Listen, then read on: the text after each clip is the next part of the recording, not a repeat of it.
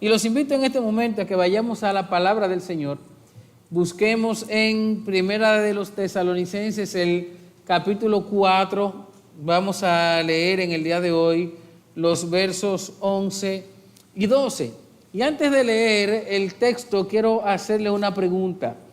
¿Qué piensa usted o qué viene a su mente cuando usted piensa en provocar o causar un impacto en la gente que lo rodea? Si usted pensara de qué manera yo puedo impactar a aquellas personas que me conocen, que se relacionan conmigo, pero que no conocen al Señor, ¿qué usted pensaría? Yo he pensado algunas cosas. A veces pienso en decir, vamos a hacer un servicio especial, vamos a hacer un buen tiempo con música, con quizás algunos testimonios, y hacemos algo espectacular y vamos a traer a nuestros invitados. Pero cuando lo pienso, me desanimo y digo, estoy pensando mal, porque me acuerdo de que hace unos años atrás, nosotros hacíamos eso para las Navidades, y hacíamos una cena de Navidad, y venían 300 personas. En una ocasión sobrepasamos las 400 personas en una cena de Navidad, y después nos quedó solamente el cansancio. La gente se comió la comida, se disfrutó la música y no volvieron. Entonces digo, esa no es la solución. También pienso a veces en decir, voy a traer a algunos amigos y voy a invitar a otros a la casa y entre todos vamos a hablarles del Evangelio. Pero también luego pienso que eso no me va a dar resultado. Y cuando me voy a la palabra de Dios, encontré algo que sí me dará resultado para impactar la vida de aquellos que me rodean y que no conocen al Señor. Y es lo que dice el apóstol Pablo aquí, en 1 Tesalonicenses capítulo 4, los versos 11 y 12. Y ahí es donde quiero que vayan conmigo. Esta mañana leamos la palabra del Señor, donde dice, versículo 11, y a que tengan por su ambición el llevar una vida tranquila y se ocupen en sus propios asuntos y trabajen con sus manos, tal como les hemos mandado, a fin de que se conduzcan honradamente con los de afuera y no tengan necesidad de nada. Estos versos contienen la forma en cómo nosotros podemos impactar a las personas que nos rodean. Porque Pablo está hilando estos versos con lo que comienza a hablarle desde el versículo 1. En este capítulo 4, él les ha enseñado 3 exhortaciones para llevar a la vida de los tesalonicenses a crecer. Esas 3 exhortaciones, Pablo las desarrolla en torno al ambiente o a la dirección en la que debe desarrollarse la vida de toda persona. La desarrolla en torno a Dios, por eso dice que tenemos que vivir una vida de santidad. Nos dice, abunden más y más en la santidad. La desarrolla en nosotros mismos y en los que son creyentes igual que nosotros en la iglesia. Por eso, en la segunda exhortación, que es la que encontramos en los versos del 9 y 10, Pablo los anima a abundar más y más en amor. Pero ese amor, Pablo no lo dejó solamente para ellos, sino que dice, abunden más y más entre ustedes y lleven ese amor hacia otros. Por eso le habla de cómo ellos servían y amaban a todos los hermanos que estaban en la región de Macedonia. En esta tercera exhortación, entonces, Pablo se va al otro aspecto de nuestra vida y es aquellos que están afuera, a aquellos que no conocen al Señor. Y lo hace para formar en nosotros una vida de madurez, donde las relaciones con los demás, es decir, con aquellos que no son creyentes, que no pertenecen a la familia de Dios, se desarrolle en un alto testimonio. Y ese alto testimonio es lo que entonces nos va a permitir impactar a las personas que nos rodean. ¿Cómo nosotros vamos a impactar a la gente que está alrededor de nosotros teniendo un alto testimonio? Un testimonio que inicia con el amor a Dios, una vida de santidad. Un testimonio que se solidifica en el amor con que nos amamos unos a otros y que podemos amar a los demás. Aquí Pablo termina en el versículo 12 diciéndole a ellos a fin, es decir, con el propósito, cumplan con estas exhortaciones con el propósito de ¿qué? De tener un buen testimonio. Por eso el versículo 12 dice, de forma tal que se conduzcan honradamente. Esa palabra honradamente significa de acuerdo con las buenas costumbres, que lo hagan bien, en buena forma, que se comporten decentemente con los demás. Está buscando que el evangelio no caiga en descrédito ante aquellos que no conocen al Señor. No impactamos a la gente que está a nuestro alrededor porque nuestra conducta muchas veces no tiene ninguna diferencia con la de aquellos que no le conocen. Podemos ser gente amorosa, podemos aparentar una vida de santidad, podemos saber mucho acerca de la palabra de Dios. Es más, podemos incluso predicar mucho la palabra de Dios. Pero si nuestro testimonio no es más alto que el de aquellos que no le conocen, no va a haber ningún impacto hacia la vida de las personas que nosotros queremos enseñarle quién es el Señor.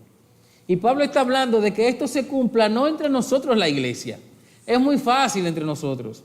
Sobre todo es fácil entender cuando alguno de nosotros cae en una situación pecaminosa. Es fácil para nosotros entenderlo. Es fácil permanecer en amor hasta restaurar al hermano. A eso nos llama la palabra de Dios.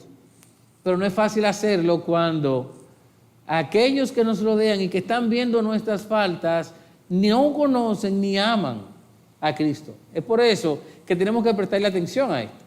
¿Cómo está nuestro testimonio? Pablo dice, con los de afuera, y ese término, los de afuera, es usado en el Nuevo Testamento en varias ocasiones para referirse a los que no conocen al Señor, a los que no son parte de la familia de la fe.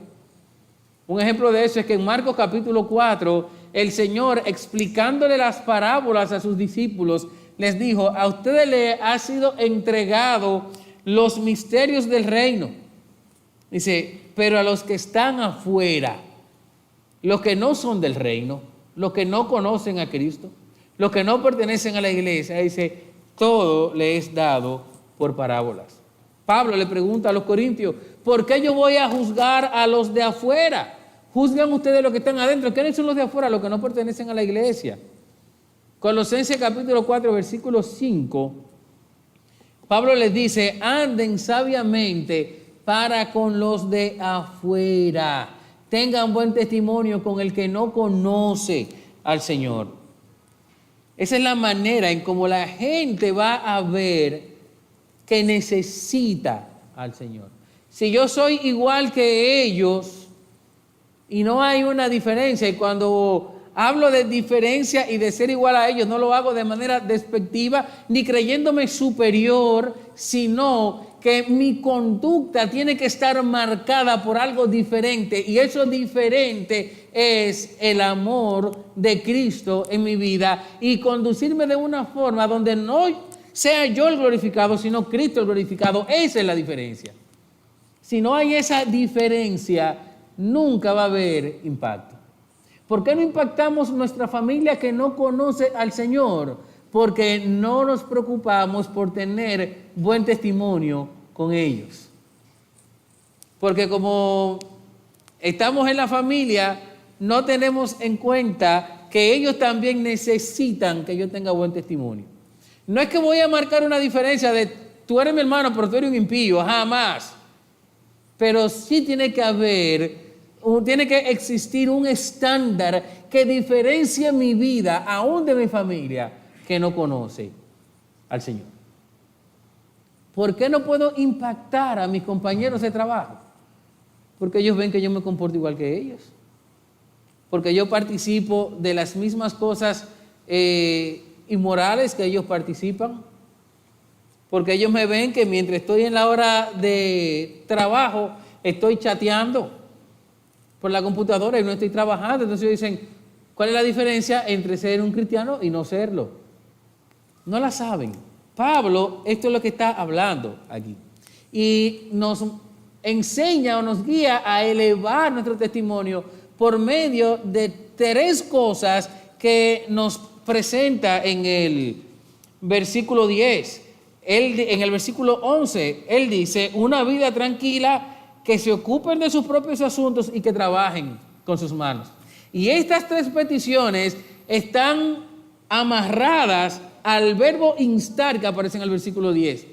Cuando en el versículo 10 él le dice, les instamos a que abunden en esto más y más, está amarrando estas 3 peticiones también, porque él nos reúne todo por medio de la conjunción y cuando él dice en el versículo 11, y a que tengan, él lo que está diciendo es, les instamos a que crezcan en el amor más y más, y les instamos también a que su ambición sea tener una vida tranquila. Pudiéramos decir también, les instamos a que crezcan en amor y a que crezcan también en tener una vida tranquila. Está amarrando de manera tal que entendamos que nos está haciendo una petición a la cual hay que prestarle atención, a la cual tenemos que poner manos a la obra, a la cual tenemos que dedicar toda nuestra atención a eso. Y la primera de esas peticiones nos enseña que una vida de testimonio es una vida tranquila. ¿Qué está diciendo Pablo aquí? Mire el texto una vez más, versículo 11. Pablo les dice, y a que tengan por su ambición el llevar una vida tranquila. Esa palabra ambición que él está usando aquí significa o los llama a esforzarse. No es una ambición mala. No es una ambición mala.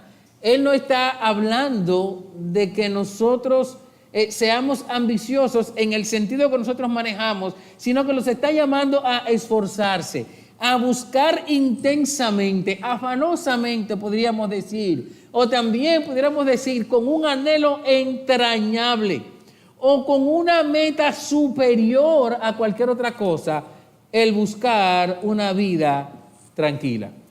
Es interesante esa frase, porque parece una contradicción. Parece que Pablo está diciendo, afánense en no estar afanados.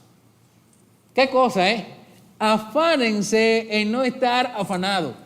¿Y a qué se refiere él? ¿Qué es lo que le está pidiendo con esto? ¿Cuál era la condición de estos hermanos por lo cual Pablo les pide esto? ¿O qué tendrían ellos que hacer para procurar tener una vida tranquila como Pablo los está llamando a tener? Cuando Pablo le habla de esto, tenemos que saber en primer lugar que él no nos está llamando a vivir una vida afanada por las cosas. Si hacemos eso, estamos entrando en contradicción con mandamientos como el que encontramos en Filipenses 4:6, cuando el Señor nos dice por nada estén afanosos. Más que estar afanados, cuando Él nos dice que procuremos eso, lo que nos está llamando es a darle importancia a tener una vida descansada en Dios. Él está diciendo que su ambición, que todo tu esfuerzo en esta vida esté en tener una vida de descanso en el Señor. Y ese descanso en Dios te va a guiar a una vida de tranquilidad. Esa es la primera característica de un buen testimonio. Una vida de paz, una vida sin sobresaltos, como pudiéramos traducir esto también. Ahí debe estar, mi hermano, nuestra intención, en poder vivir tranquilos, reposados, descansados en Dios. Estos hermanos tenían una vida agitada, tenían una vida de intranquilidad. ¿Saben por qué?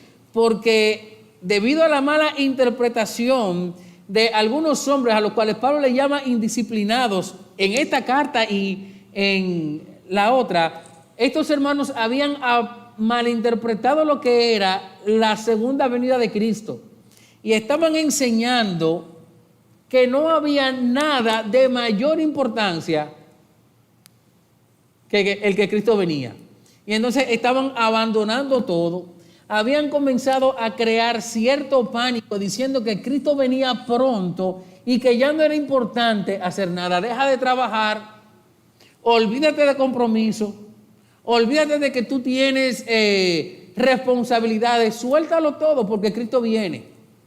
Dediquémonos a una vida contemplativa porque Cristo viene. Entonces, en una ciudad comercial se comenzaron a dar distintas dinámicas.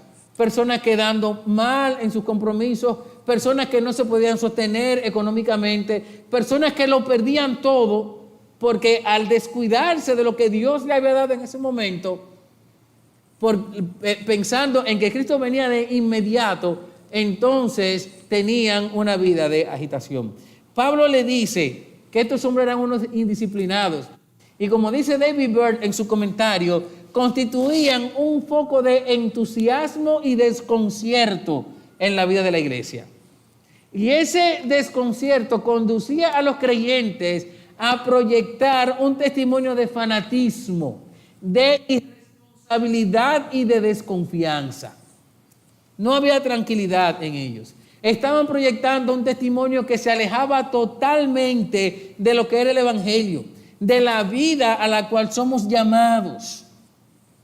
Pues esta tranquilidad de la que se nos habla aquí no es un llamado a no hacer nada, más bien a vivir descansado en Dios, a vivir en paz y con una paz vinculada al desarrollo y al cumplimiento de la vida social y productiva en la cual el Señor nos ha dejado.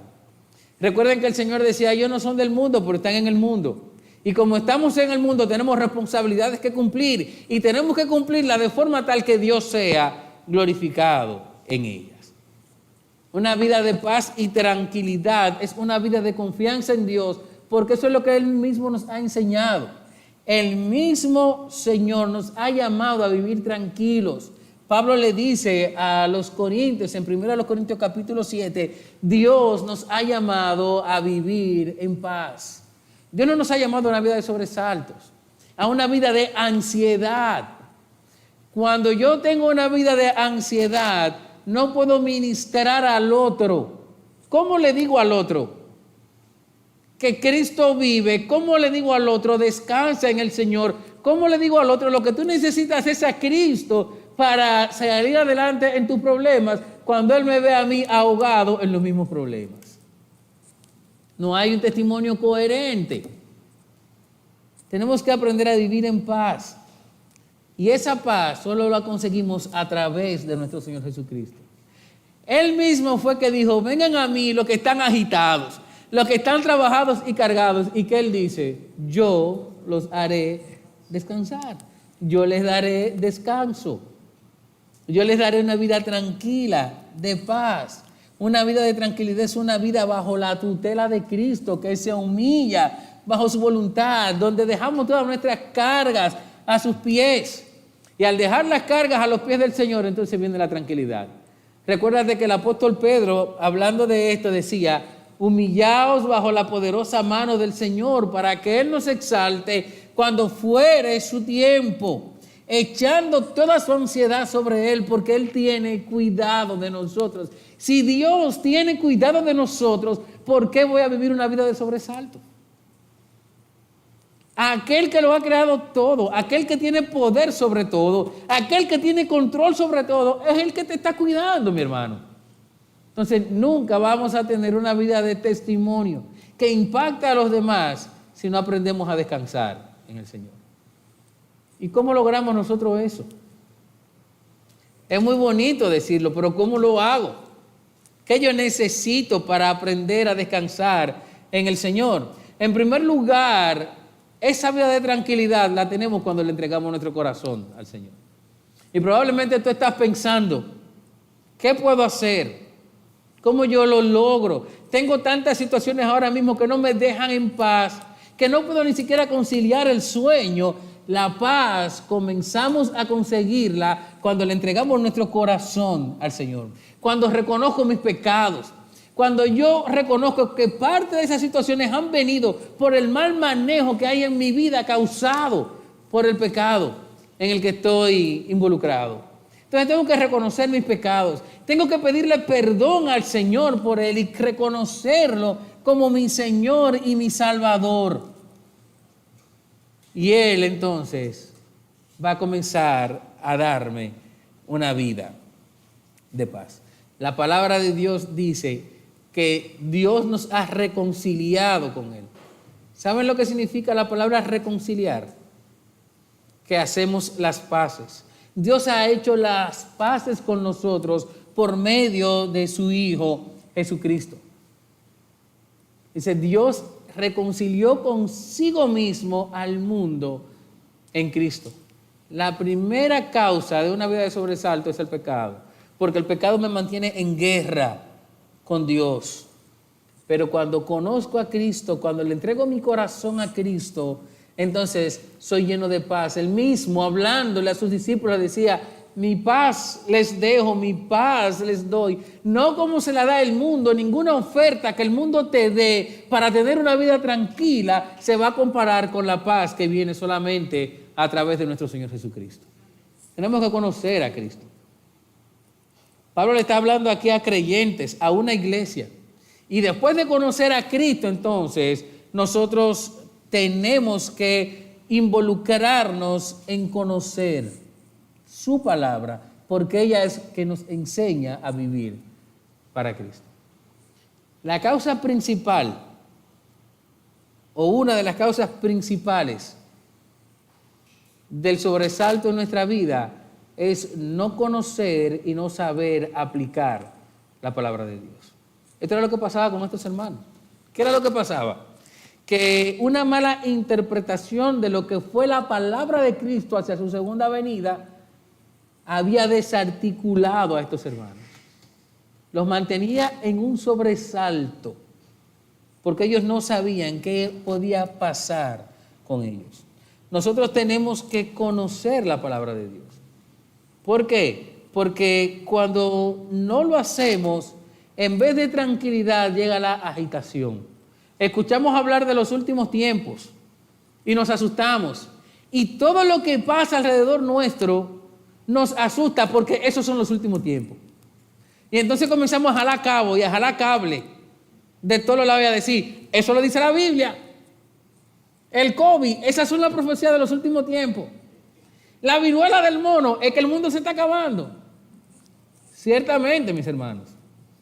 Todas estas cosas son manifestaciones de nuestro pecado y cada día vemos más el juicio de Dios. Pero nosotros no tenemos que temer a eso. Los últimos tiempos comenzaron en el sacrificio de Cristo, cuando Cristo se fue al cielo y Él ha prometido estar con nosotros todo el tiempo. No importa que el mundo ruja, Cristo está con nosotros. Pero si no conozco la palabra, entonces entro en agitación. La prosperidad causa agitación. Y ahora escuchamos a todo el mundo predicar acerca de la prosperidad y como tú no tienes dinero, estás en pecado. Cuando yo comienzo a pensar en eso me pongo malo porque digo, oye, pero yo soy, como dijo Pablo, el primero de todos los pecadores. Pero si no conozco la palabra y puedo determinar que eso no es cierto, entonces no va a haber tranquilidad en mi vida. La salvación causa agitación, porque estamos pensando, no puedo hacer nada, porque si el Señor viene me quedo. No, mi hermano, usted no se va a quedar, porque la salvación no depende de usted, depende de Cristo. Y no le estoy llamando a que peque deliberadamente con esto, pero lo que quiero es que usted haya paz Encuentre la paz del Señor para su vida. Porque usted tiene una salvación garantizada, pero tenemos que conocer la palabra. Y hay otro tema de los tantos que pudiéramos citar, que nos desarticula, y es el tema de las obras. Y ahí nos parecemos mucho a estos hermanos. Porque comenzamos a dejar todo, porque lo importante es que yo tengo que hacer obras para poder salvarme. Usted, las obras ya Cristo las hizo, usted no tiene que hacer nada. Usted lo que tiene que vivir para Él y que todo lo que usted haga le glorifique a Él y conocer su palabra y aplicarla a su vida. Así que concéntrese en estudiar, en comprender y aplicar la palabra de Dios. Eso es lo que lo va a cuidar para que usted pueda disfrutar de la obra que Cristo ha hecho en usted. Conocer la palabra es lo que lo va a cuidar de aquellos que causan disturbios con sus malas enseñanzas y que provocan agitación en nuestra vida. Cuando usted no conoce la palabra de Dios y no la aplica, no puede disfrutar de las promesas que Dios le ha dado. Y cualquier situación que viene a su vida lo desarticula porque usted no sabe cuántas cosas y de qué manera Dios le ha dicho que va a bregar con usted en medio de esas situaciones. Hay que conocer la palabra para que podamos vivir descansados, confiados en la palabra del Señor, confiados en lo que Él ha hecho para nosotros, en saber que yo no tengo que vivir una vida de obras porque ya Cristo hizo la obra por mí. Yo voy a vivir una vida de obras, no para mí, sino para Dios. Y al ver eso, entonces voy a disfrutar de mi salvación, porque la salvación ha sido dada por gracia de parte de Dios. Y voy a disfrutar de prosperidad, porque sé que cuando yo no tengo, la palabra de Dios me ha prometido que Él suplirá todas mis necesidades conforme a sus riquezas en su gloria. Voy a disfrutar de prosperidad porque yo sé que Él es mi pastor y si Jehová es mi pastor, yo no tengo falta de nada. No voy a vivir en esa agitación del mundo, sino que voy a vivir una vida de paz. Y a veces la gente nos ve y dice, yo no puedo entender cómo es que él no tiene nada y vive tan tranquilo. Él vive en esa casita tan estrecha, con la mujer y los 4 muchachos, y viven felices. ¿Por qué? Porque la tranquilidad, la paz de la vida no está en ningún otro lugar, sino en las manos de Dios. Y al poder disfrutar de eso, entonces, podemos disfrutar de la promesa de que Cristo viene. No me va a causar temor. Los últimos tiempos no son el temor de mi vida, sino la esperanza de mi vida. Porque yo puedo ver todo lo que está pasando, pero por encima de todo lo que está pasando, yo sé que Cristo viene. Y cuando Cristo venga, yo me voy con Él. Así que una vida de tranquilidad es una vida de testimonio. Y esa vida de tranquilidad comienza cuando usted y yo aprendemos, conociendo a Cristo como nuestro Salvador, a descansar en Él. En su comentario, David Baer, hablando de eso, dice, el efecto de saber que Cristo volverá pronto, lejos de ser lo que nos provoca agitación interior, impaciencia e irresponsabilidad, debe ser el de darnos paciencia, serenidad y seguridad. Suena contradictorio, mis hermanos, pero piénselo de la siguiente manera. Cuando hay una situación y el mundo se recrudece, mientras otros tiemblan, usted dice, yo estoy tranquilo. Si me voy con Cristo. Llegó el COVID y no salgan que se van a morir. Es verdad que hay que cuidarse. Pero si el Señor me quiere llevar con el COVID, me voy con Él. Entonces, que Cristo viene no es causa de agitación, sino debe ser causa de paciencia, serenidad y seguridad.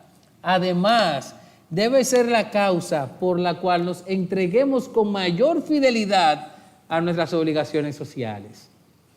El Señor nos ha dejado aquí en el mundo para dar testimonio de Él. Y eso es lo siguiente que Él le dice a ellos.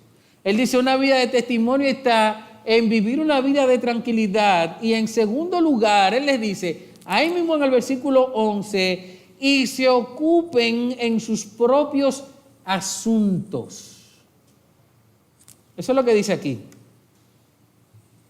¿Qué significa eso? ¿A qué él me está mandando cuando me dice que se ocupen en sus propios asuntos? Esta es una expresión idiomática que Pablo está usando aquí, algo propio de ellos en su tiempo, cuando decía, ocúpense en sus propios intereses. En un idioma dominicanizado, Pablo lo que está diciendo es, no sean entrometidos, no sean pendencieros. Como me decía mi mamá, atienda sus cartones. Eso es lo que Pablo está diciendo ahí. Vive una vida tranquila y ocúpate de lo tuyo. Ocúpate de lo que te corresponde. Mantente enfocado, es lo que le está diciendo. Una vida de testimonio es una vida enfocada, según lo que nos enseña esa segunda frase del versículo 11, donde se lleva a cabo con diligencia las tareas de tu diario vivir. Tú tienes que saber a qué Dios te ha llamado y hacerlo. Estos asuntos propios seguramente apuntaban a aquellas cuestiones que tenían que cumplir los hermanos, asuntos laborales, responsabilidades sociales de cada uno, cosas que aún en el día de hoy todo el mundo tiene que atender. Todos tenemos que trabajar. El que no trabaja porque no está en edad de trabajar todavía, estudia. Entonces usted tiene que estar concentrado en eso, en saber qué es lo suyo y bregar por lo suyo. Esto es un llamado a no influenciar ni a ser influenciado por aquellos que, siguiendo cuentos o con una actitud de holgazanería, abandonan las tareas de su diario vivir. Pablo está diciendo, atiende. Dios te ha dado tareas para que tú las cumplas. Concéntrate en cumplirlas, enfócate. Deja de brincar de una cosa para otra y enfócate. Dios te ha dado esta oportunidad y te ha llevado por este camino. Entonces, enfócate, porque en ese camino es que Él quiere que tú lo glorifiques. Pero no cojas uno hoy y mañana digas, bueno, pues, no, ahora lo que yo quiero es hacer tal cosa y vete a hacer lo otro. Y ahora quiero hacer tal cosa y tengo como todos los cartones abiertos y en ninguno logro la meta que el Señor me ha dado. Eso no es una vida de testimonio. Eso no es una vida de testimonio. Y ahora yo soy emprendedor y yo lo voy a dejar todo porque yo voy a emprender. Enfócate en lo que Dios te ha pedido. Y yo estudio esto, pero no, yo voy a dejar eso en pausa porque ahora voy a hacer tal cosa. No, piensa. ¿Qué Dios quiere que tú hagas para Él en esta vida? Y enfócate en hacer eso. Atiende tus propios asuntos. Eso es una vida de testimonio. Pero esto no es un llamado a la indiferencia. Yo tengo que ver conmigo y los otros que resuelvan como puedan. La Biblia no se contradice. Y la palabra del Señor nos dice que no debemos buscar nuestros propios intereses, sino más bien los intereses de los demás. A estos mismos hermanos, en el capítulo 5, yéndonos un poquito más adelante, Pablo le dice, les exhortamos, hermanos, a que amonesten a los indisciplinados, que animen a los desalentados, que sostengan a los débiles y sean pacientes con todos. Miren que ninguno devuelva mal por mal, sino que procuren siempre lo bueno, unos para con otros y para con todos. ¿Qué es lo que le está diciendo? Él no me está diciendo, ocúpate de tus asuntos, los otros que no te importen. Él le está diciendo, enfócate en lo tuyo. Y estando enfocado, entonces contribuye a que los demás también puedan avanzar. Si voy a tener que amonestar, si voy a tener que animar al desalentado, si voy a tener que buscar los intereses de los demás también, entonces Él no me está llamando a que yo haga una isla con mi vida y que no tenga nada más que ver con nadie. No. Lo que Él me está pidiendo aquí no descarta el cuidado sincero de los hermanos. No descarta la verdadera preocupación por los demás. Lo que sí elimina es el entrometimiento sin propósito. En pocas palabras, mi hermano, lo que sí elimina es que usted se meta en lo que no le importa. Eso es lo que elimina Pablo aquí.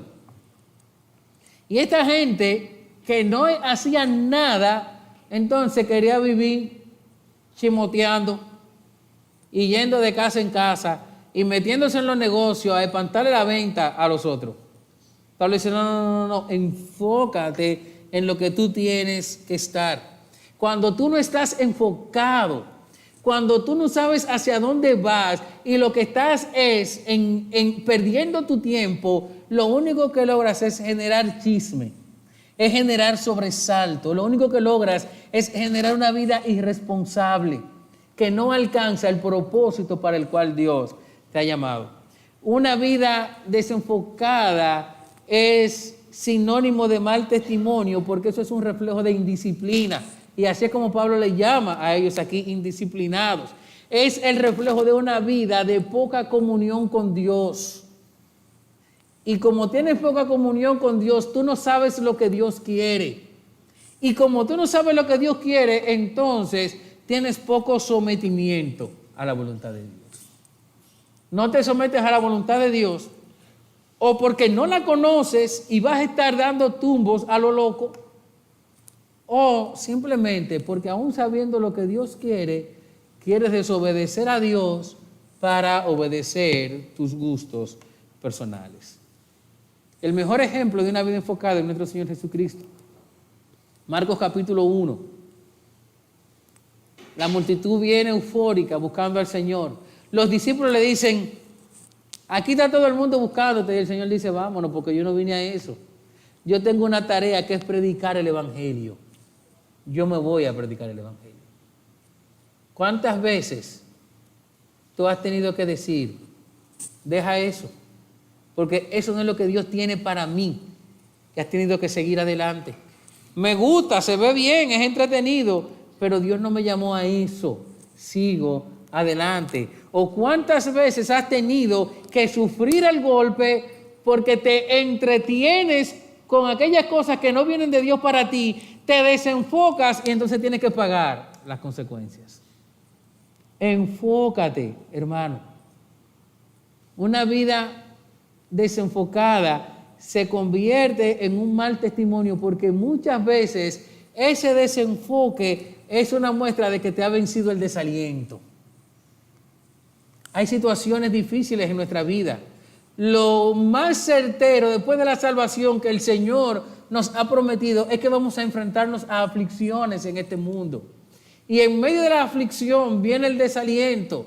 Y cuando el desaliento nos vence, entonces nos desenfocamos. Cuando las precariedades traen desaliento a nuestra vida, nos desenfocamos. Y a veces no logramos salir de la precariedad, porque al no estar enfocado, no somos productivos en ninguna de las cosas que hacemos. A veces el estar desenfocado se convierte en un mal testimonio, porque es una muestra que tenemos de la intención de vivir recostado de otros. De yo no hago nada, yo no me esfuerzo, yo no busco más allá, porque hay otros que están detrás de nosotros empujándonos. Dios no nos ha llamado a eso. No nos ha llamado a una vida de doble ánimo ni de inconstancia. No nos ha llamado a una vida llevada por vientos de doctrina, sino que nos ha llamado a afincarnos en su palabra, a aprender a descansar en Él, a confiar en Él y a caminar cada día con los ojos puestos en el Señor.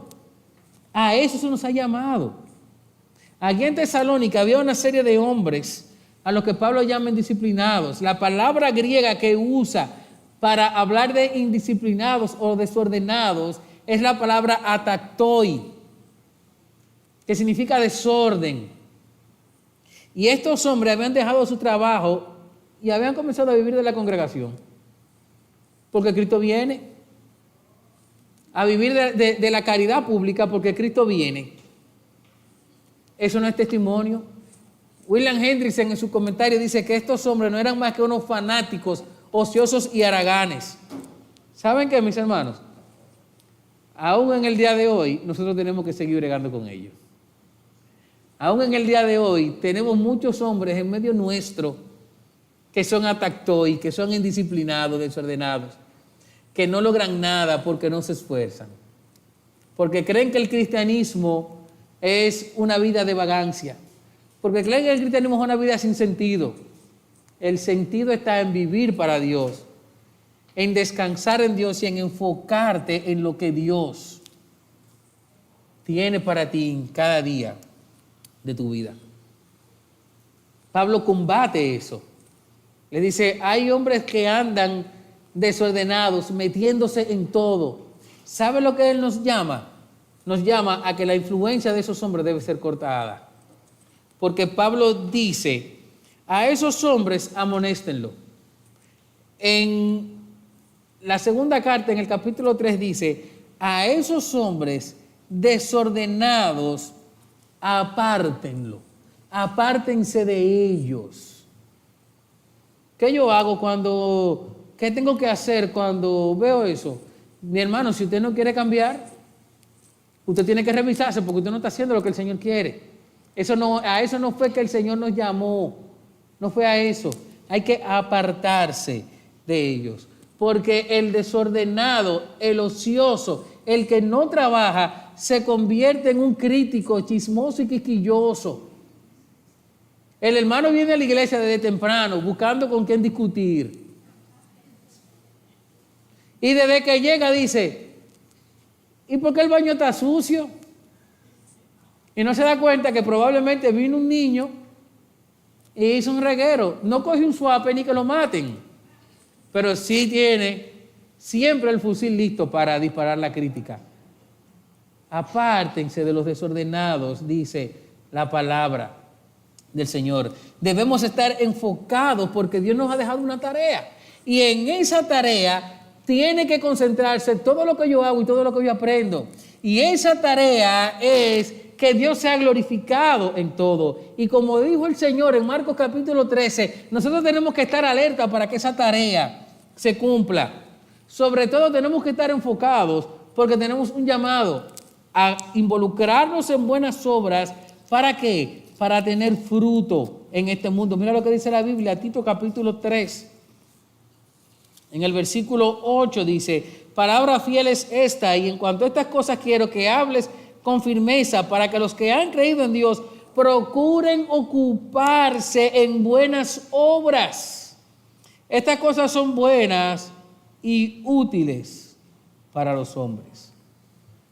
Cosas de provecho, enfócate, mi hermano. Una vida de buen testimonio es una vida de descanso en Dios, una vida tranquila, es una vida enfocada. Y lo último que Pablo les dice es que es una vida productiva. Es una vida productiva. Mira la última parte del versículo 11. Y que trabajen con sus manos como tal como les he mandado. ¿Cuál es el problema que tenían estos hermanos? Que estos hermanos dijeron, nosotros estamos pedidos, nosotros no tenemos que hacer nada. Ellos tenían el síndrome del pedido. ¿Saben cuál es el síndrome del pedido? Aquella persona que está pedida en viaje para irse a vivir a otro país, lo abandona todo. No, él no trabaja porque él está pedido, él se va. Pero dura 10, 15 años antes de irse, pero él no hace nada porque está pedido. Y le preguntan, ¿tú no estás estudiando? Dice, sí, yo comencé a estudiar, pero yo dejé eso porque yo me voy. Yo estoy pedido y entonces eso no me va a salir de nada. Los tesalonicenses decían, nosotros estamos pedidos, nos vamos para el cielo. Mejor que por Nueva York, nos vamos para el cielo. Y no hacían nada. Pablo le dice a ellos, trabajen con sus manos, como le hemos enseñado. Ellos habían abandonado sus trabajos, sus talleres, habían abandonado sus ocupaciones y entonces estaban siendo de mal testimonio porque no podían cumplir sus compromisos. Los muchachitos yendo con los zapatos rotos a la escuela, no, porque como Cristo viene, papi no trabaja y no hay cuarto para los zapatos. No. Él dice, trabajen con sus manos. Y ese es un tema que parece que ellos no aprendieron muy bien, porque en la segunda carta, Pablo le da duro a los que no trabajan. al punto de que los reprende diciéndole, el que no trabaja, que no coma. Y no es el que no pueda trabajar, o no, el que ya es muy mayor y ha trabajado y está pensionado, dice, el que no quiere trabajar, que no coma. Aquel que está de haragán viendo Netflix con los pies para arriba, no le dé comida, que no coma. Un buen testimonio es una persona que trabaja. ¿Y saben por qué el evangelio está desacreditado? Y eso lo podemos ver comúnmente en nuestro país, porque la gente se convierte y deja de hacerlo todo. Entonces, el día entero en la calle, porque yo ando predicando y regando tratados y con un megáfono, Cristo viene. Pero mientras Cristo viene nos ha dejado una tarea. Y para que esa tarea en este mundo se complete, nosotros tenemos que trabajar. Todo eso es importante. Pero esto que dice aquí va a realzar cada día más la predicación y nuestra fe en que Cristo viene. Pablo y su equipo fueron ejemplos para estos creyentes. Él le dice, ustedes saben que no comimos el pan de balde. Trabajamos con nuestras manos. Y le dice, trabajamos de día y de noche con fatiga. Porque Dios desde la creación nos dejó la orden de trabajar. Nuestro Señor Jesucristo decía, yo trabajo como mi Padre que está en los cielos trabaja. Así que mi hermano, una vida de testimonio es una vida productiva. Es una vida que trabaja. Es una vida que se esfuerza. En su trabajo usted tiene que ser responsable. Usted tiene que distinguirse porque usted es un buen trabajador. Porque usted cumple con sus asignaciones. El que no trabaja y lo que hace es que estudia, ese es su trabajo. Usted no puede llegar a su casa con una mala nota porque a usted le están pagando. A usted le pagan con 3 comidas, con merienda, con una cama caliente y limpia para que duerma. Le pagan con teléfono, con internet, dándole muchas facilidades y entonces usted se va a quemar. Eso no es testimonio. Ni para usted, ni para sus padres, ni para los que lo están viendo. Hay que enfocarse, hay que trabajar. Cuando hacemos eso, entonces tenemos resultados. Y volvemos al mismo punto donde comenzamos, el versículo 12, a fin de que se conduzcan honradamente para con los de afuera y no tengan necesidad de nada. ¿Qué vamos a conseguir con eso? Tener un buen testimonio. Vivir honradamente, causar impacto en la vida de los demás. Que la gente nos vea y diga, verdaderamente vive ordenado.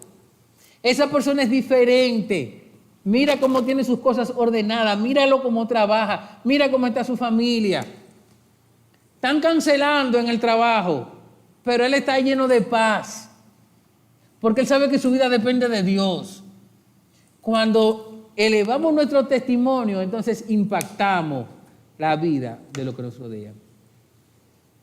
¿Por qué te da trabajo predicar el evangelio? Probablemente porque tu testimonio necesita ser elevado. ¿Por qué tú no quieres que sepan que tú eres un creyente? Porque probablemente tu testimonio necesita ser elevado. No hay una vida de buen testimonio, no hay una vida de impacto en el evangelio si no tenemos un buen testimonio. No la hay. No la hay. No lo sigas buscando, mi hermano. No implementes ninguna fórmula. No quieras hacer muchas cosas para aparentar lo que no eres. Concéntrate en conocer a Dios, en descansar en Él. Una vida tranquila. Enfócate en lo que Dios tiene para tu vida. Busca una vida de comunión con Dios. A ver, ¿qué tú quieres que yo haga ahora? No le digas a Dios lo que tú quieres hacer. Pregúntale qué Él quiere que tú hagas. Y enfócate en hacerlo. Tengo una vida productiva. Yo no tengo empleo, pastor. La productividad no tiene que ver con empleo. Tiene que ver con actitud. Muchas cosas podemos hacer para ser productivos. Pero yo no trabajo, pastor, pero tú estudias. ¿Ser productivo estudiando? Yo soy ama de casa. Mantén tu casa en orden. Eso es ser productivo.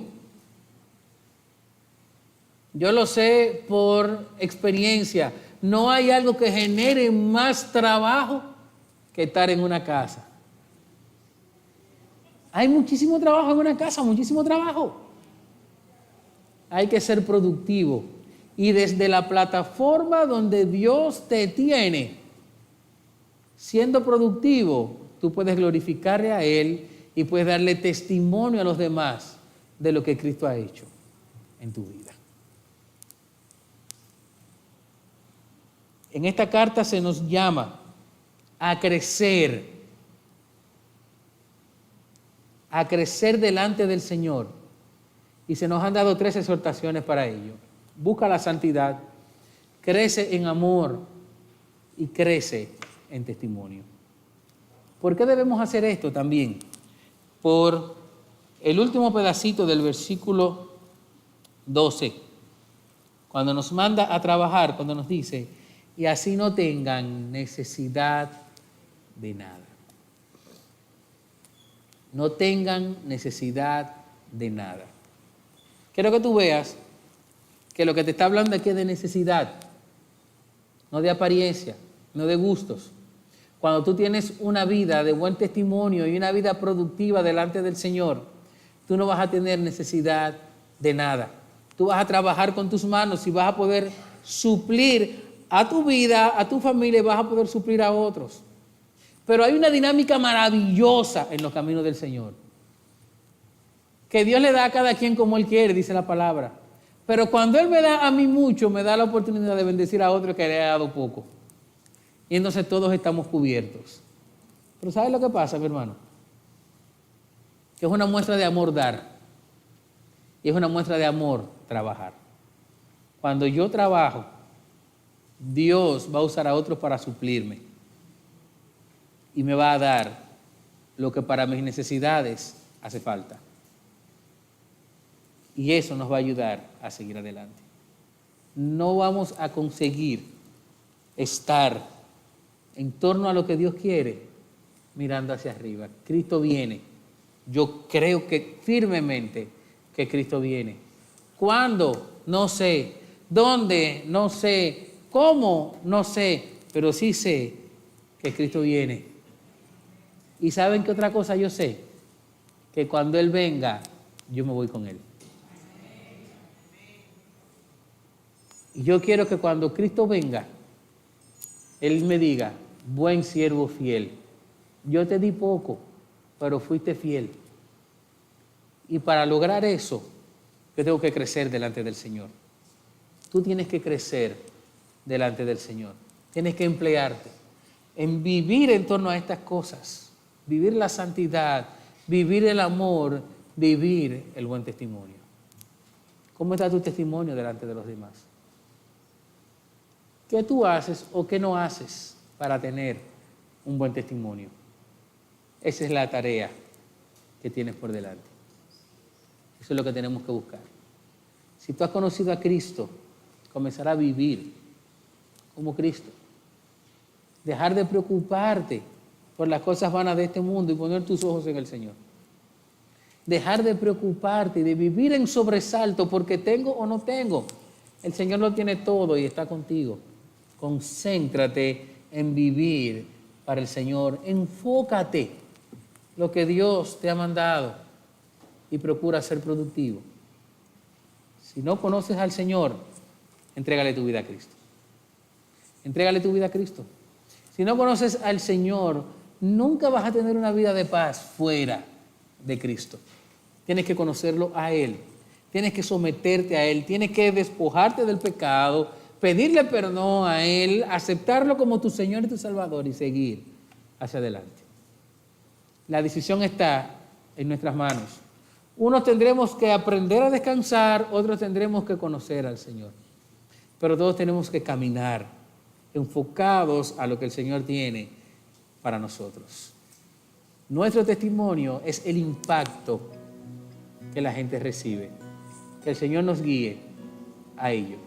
Que el Señor nos permita crecer en torno a esto que Él nos ha mandado.